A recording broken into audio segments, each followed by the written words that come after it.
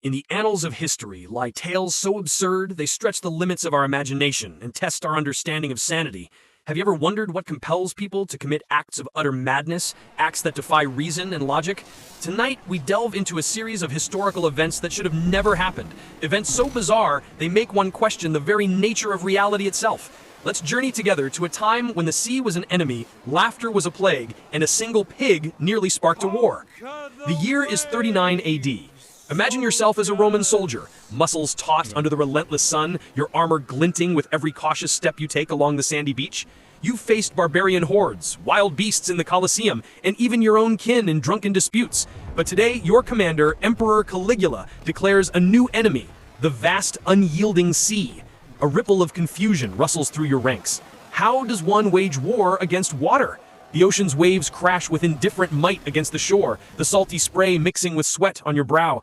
Caligula stands before you, a gleam of madness dancing in his eyes as he barks orders, demanding a triumphant assault. Swords raised, you and your comrades charge at the waves, swinging your blades futilely against the eternal tide.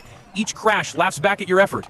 Caligula, unfazed, declares victory over the sea and demands you collect seashells as spoils of your hollow conquest. The absurdity settles in as you sift through the sand, wondering what letter you will write home.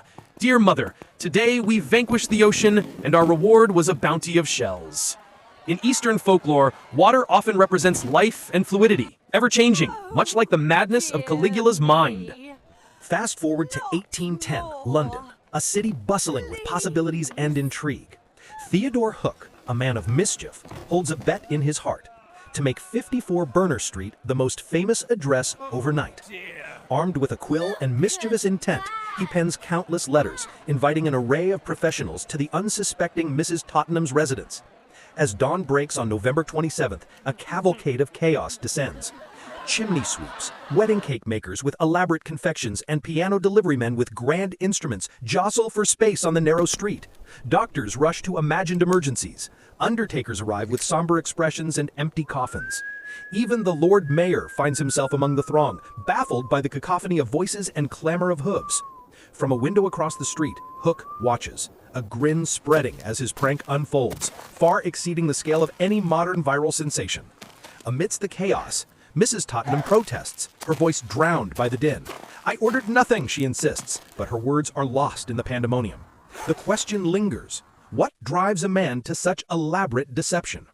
In Eastern philosophy, the notion of Maya, or illusion, suggests that reality is often not as it appears, much like the spectacle on Burner Street. 1998, a new frontier beckons. NASA's Mars Climate Orbiter, a testament to human ingenuity and aspiration, soars toward the red planet. A dream, $125 million in the making. Yet unbeknownst to its creators, a critical error lies within. A simple conversion, overlooked. Two teams, one measures in pounds, the other in newtons. This oversight, this lapse of communication, dooms the mission. The orbiter nears Mars, its trajectory off-kilter. Instead of a graceful orbit, it plunges toward the surface, a fiery finale to months of anticipation. In the control room, disbelief hangs heavy, a silence punctuated by the hum of machinery. How, the engineers ask, grappling with the enormity of their mistake? In Eastern wisdom, there's an adage, even the wise make mistakes. A humbling reminder that even in the pursuit of the stars, human error lurks in the shadows. 1962, a classroom in Tanganyika, now Tanzania, erupts with laughter. It begins with three girls, giggling over nothing in particular.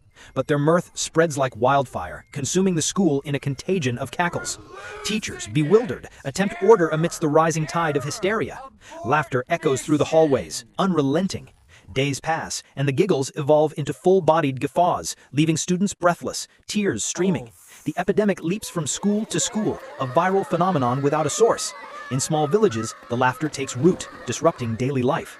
The schools close, a desperate measure as educators seek answers.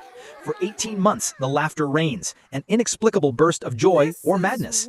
And then, as suddenly as it began, it ceases.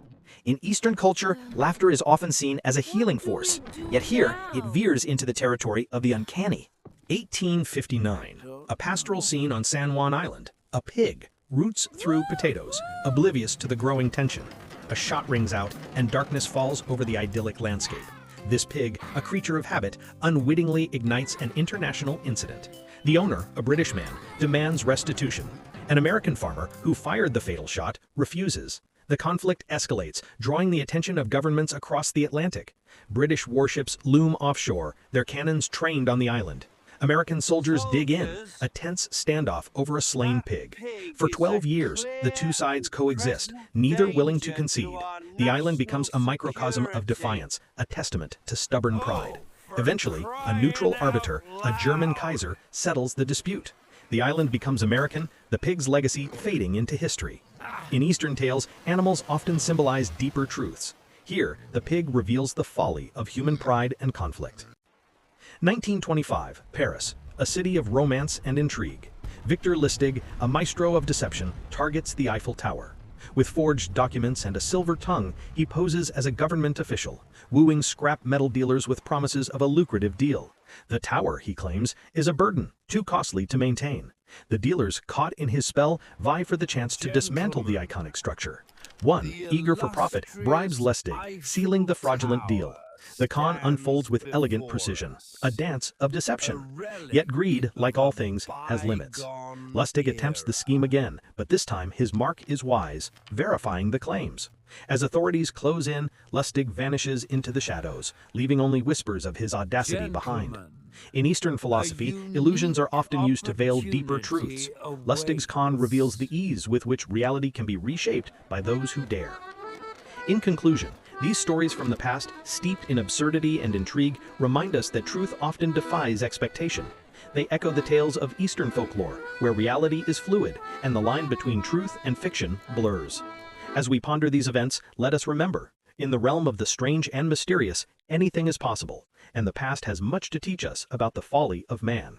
Until next time, dwell in the intriguing shadows of history, where reality often feels stranger than nightmare.